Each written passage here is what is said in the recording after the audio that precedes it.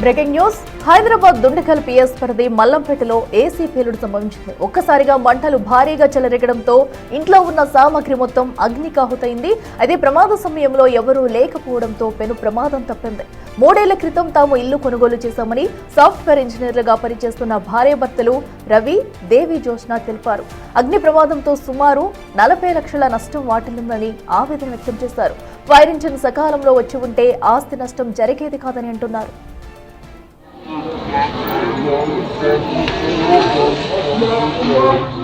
ఎంతో కష్టపడి లాస్ట్ 20 సంవత్సరాలు సంపాదించిందంతా నేను నా భార్య కలిసి సంపాదించి అంతా పెట్టి ఇల్లు తీసుకున్నాము.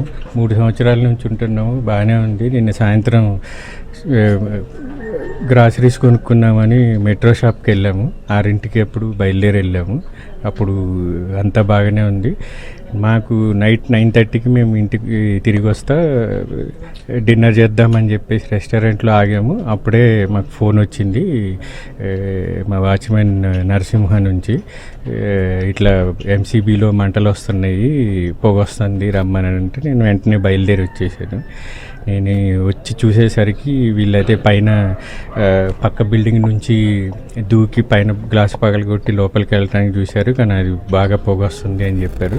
నేను వచ్చి తాళం తీసి చూసేసరికి ఫ్రిడ్జ్ ఇవన్నీ కాలిపోతూ ఉన్నాయి. చూస్తూ ఉండే లోపే 5 నిమిషాల్లో మంటలు ఇంకా బాగా పెద్దగా అయిపోయి sofa, furniture, dining table, wood work ఇవన్నీ బాగా మంటలు అంటుకొని మేము లోపలికి వెళ్ళటానికి లేకుండా అయిపోయింది.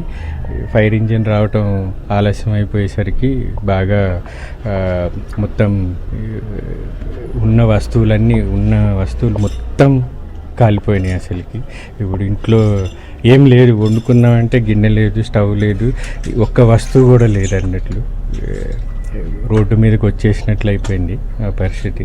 నెక్స్ట్ ఏం చేయాలనేది కూడా అర్థం కాకుండా ఉంది, అగమ్య గోచరంగా ఉంది. కష్టపడి తీసుకున్నాము. ఈ ఈఎంఐ కట్టడానికి మేము చాలా కష్టపడుతున్నాము.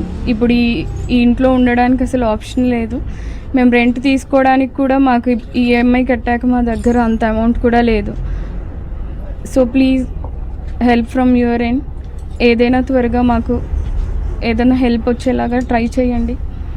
షార్ట్ సర్క్యూట్ వల్ల ఈ ఇల్లు పూర్తిగా కాలిపోవడం జరిగింది.